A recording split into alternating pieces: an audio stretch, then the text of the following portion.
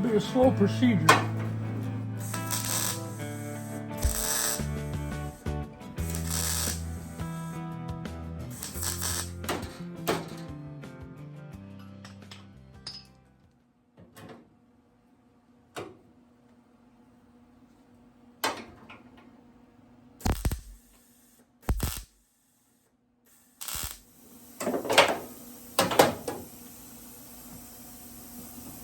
One advantage to this dashboard change is a lot harder. I've seen people, kind of fake it with this stuff because the openings are here, but the holes are different. There's more vent holes to close up, 2 on each side. There's extra holes you got to fill. All of them are possible warpage and problems. But the big thing is the glove box. The glove box is totally different. This glove box, if somebody opened this glove box, they would think it was early 60s. All right, we're going to continue. We're going to hammer this out a little bit here.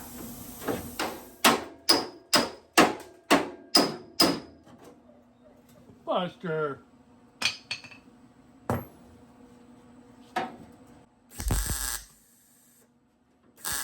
Little spot welds. Got the machine adjusted to where it's a hot weld, but the wire just barely comes out. So you give it one little second, boom, and it's hot, and it's melting everything together. Buster!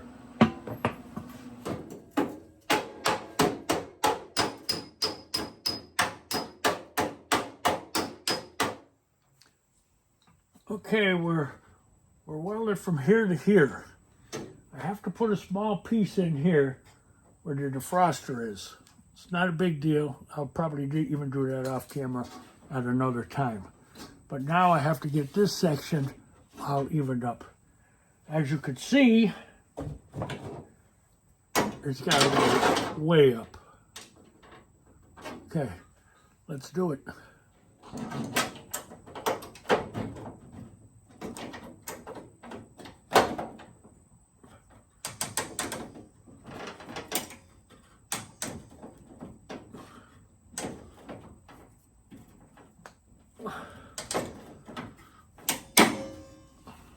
Sometimes you got to bring out every tool in your arsenal. I'm using it all to pull it up into place.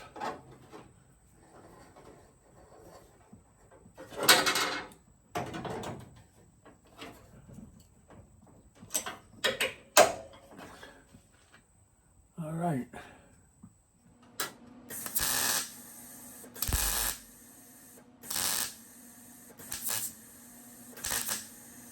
You just want to give short blasts because it's so hot it will just melt it away.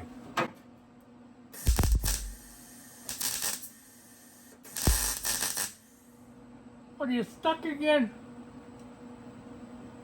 It's okay, Buster. It's okay, good boy. Buster, he just don't like this garage business. I think he's afraid of the noise and the sparks and all that. But he's my baby, so I gotta go take care of him. I'll be right back. We love our pets.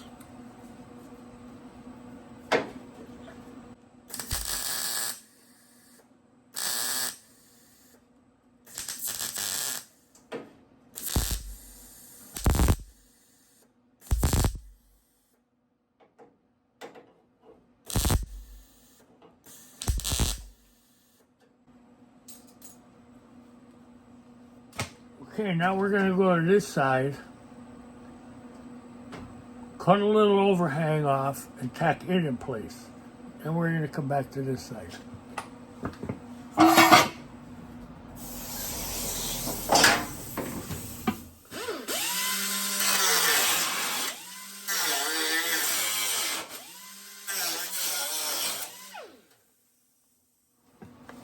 I cleaned the nozzle.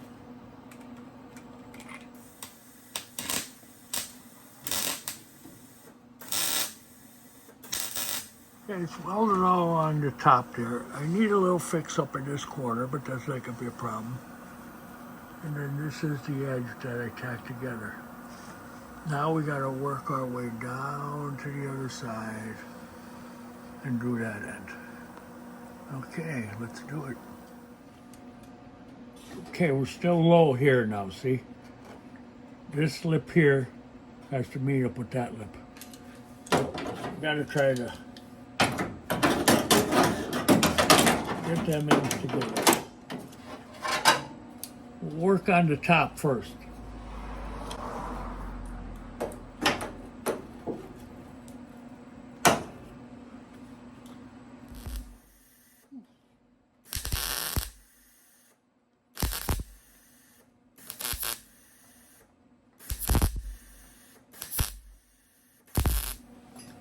Well, tiny hammer work here.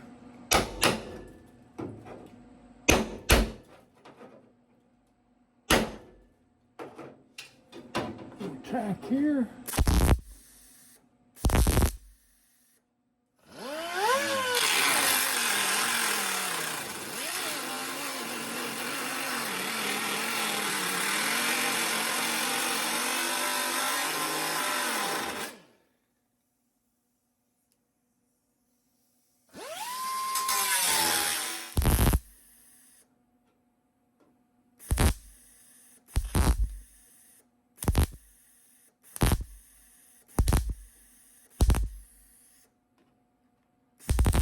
Little cut and butt here.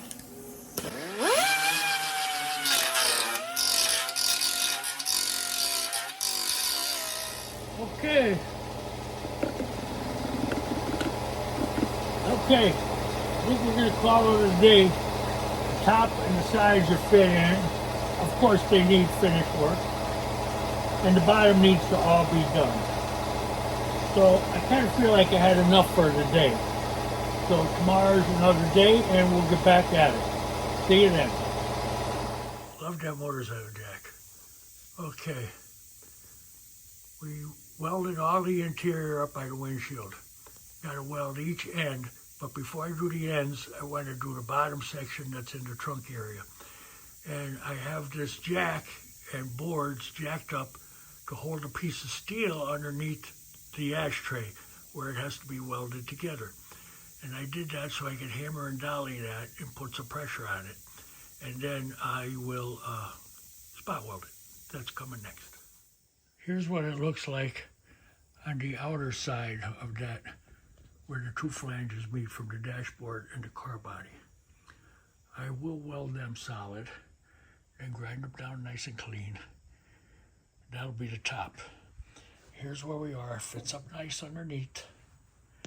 I'm going to hammer and dolly all of that and start welding in. First thing I'm going to do is cut the tack I have under the dash, let it fall where it wants to, and then hammer and dolly the ashtray section. Here it's nice and solid underneath it, where that piece of metal is held up by the jack. Perfect. That's what we want.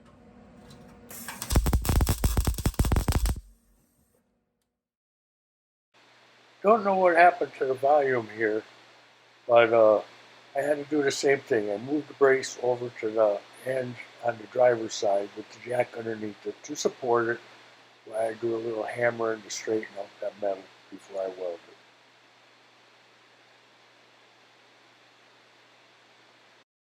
Here I'm cleaning out the spot welds with my little pick, the paint underneath, because it makes for better penetration.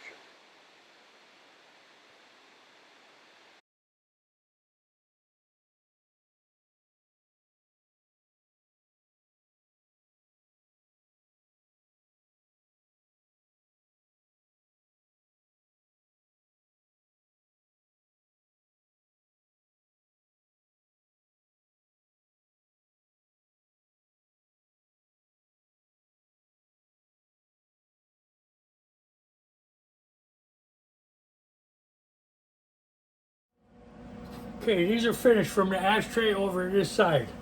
While I'm over here, I'm going to do the spot welds that were drilled out in the body.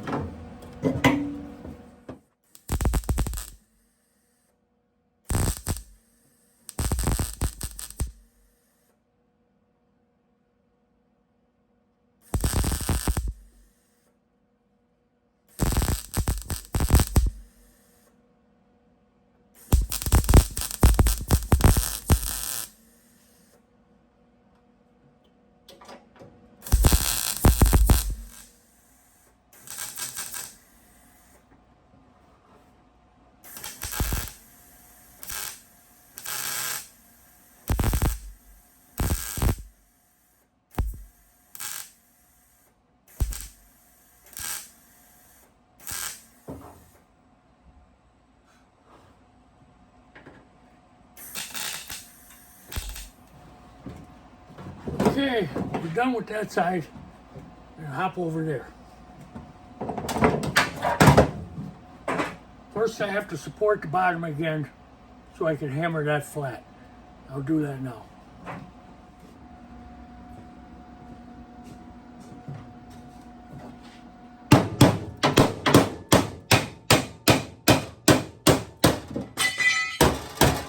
There goes my support. Hear the difference? You gotta have support under there or you're not going nowhere.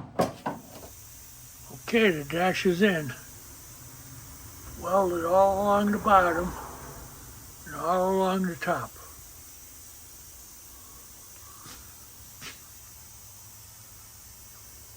Now we got to do the inside.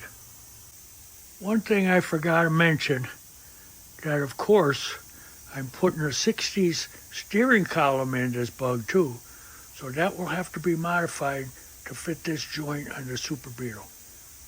But we'll cross that bridge when we come to it. Okay, time to weld this.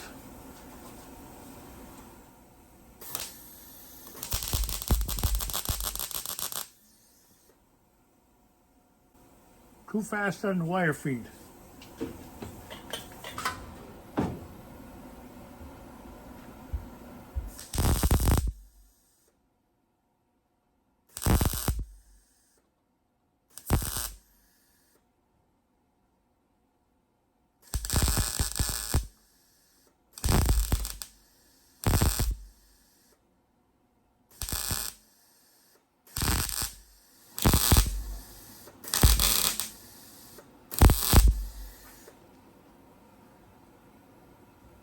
I think maybe you're seeing too much of the back of my head. I'll move you a little bit.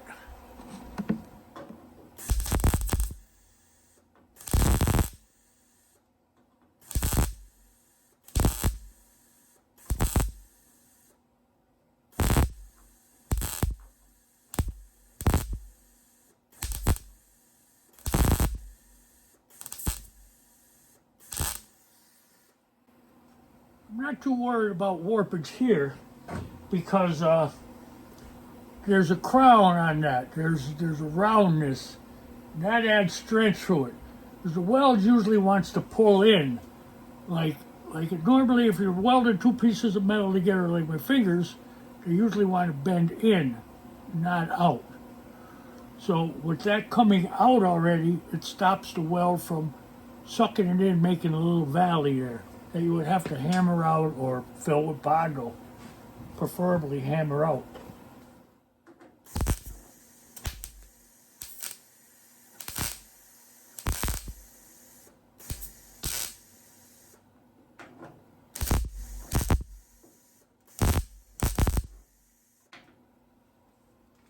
I have the welder turned up very hot and the wire feed just enough because I want 100% plus penetration.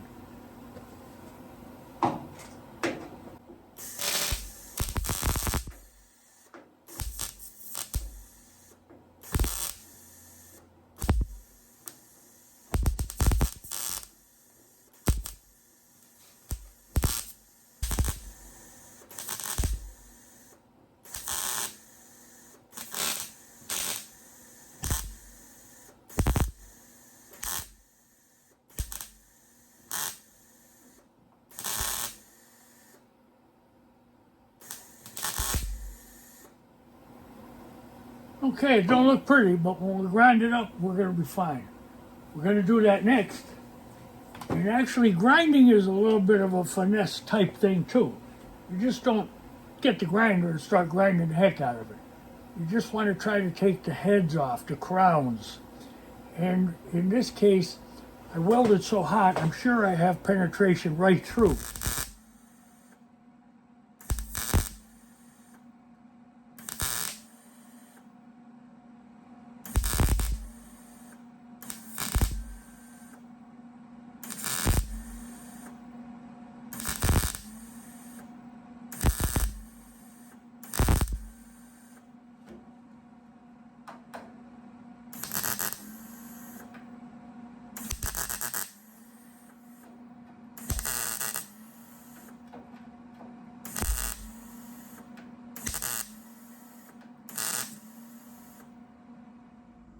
There's the visual.